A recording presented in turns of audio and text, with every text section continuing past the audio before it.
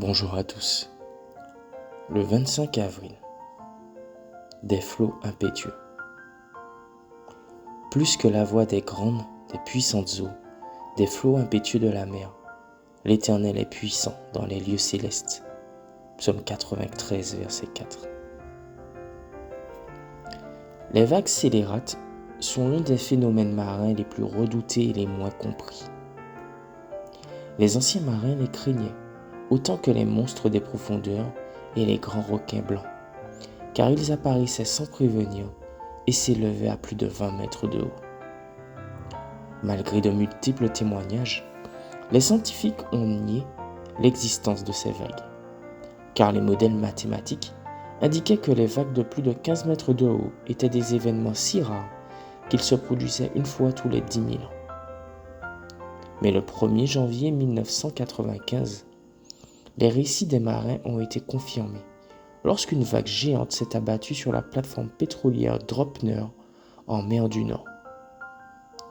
Même si la vague n'a causé que des dégâts mineurs à la plateforme, elle a semé la panique parmi les travailleurs. Depuis, plus personne ne doute de l'existence de vagues monstres, même si l'on ne sait toujours pas ce qui les provoque.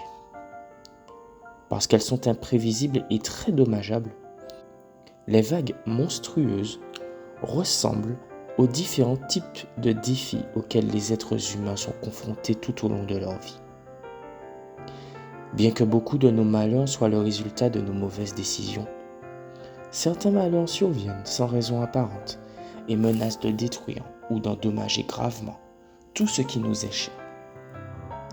Dans la Bible, nous trouvons souvent des personnages menacés par des vagues, à la fois au sens littéral et figuré. Et dans certains cas, comme Paul dans Actes 27, versets 13 à 42, ou Jonas dans le premier chapitre de son livre. Mais la même Bible présente un autre phénomène curieux par rapport aux vagues. Dieu n'est pas affecté. La mer Rouge n'était pas un obstacle pour Dieu à l'occasion de l'Exode. David écrit dans Psaume 29, verset 3, que la voix de l'Éternel retentit sur les eaux, et l'Éternel est sur les grandes eaux. Dans le Nouveau Testament, nous voyons un Jésus qui marche sur la mer déchaînée, dans Jean 6, verset 19, qui ne craint pas les vagues les plus monstrueuses, Marc 4, versets 37 et 38, et qui promet que dans la nouvelle terre qu'il crée, la mer ne sera plus. Apocalypse 21, verset 1. La meilleure façon d'affronter les vagues de la vie est d'inviter dans notre vie celui qui est plus puissant que la mer, qui marche sur les vagues et qui a le pouvoir de calmer les tempêtes, Jésus de Nazareth. Bonne journée à toi.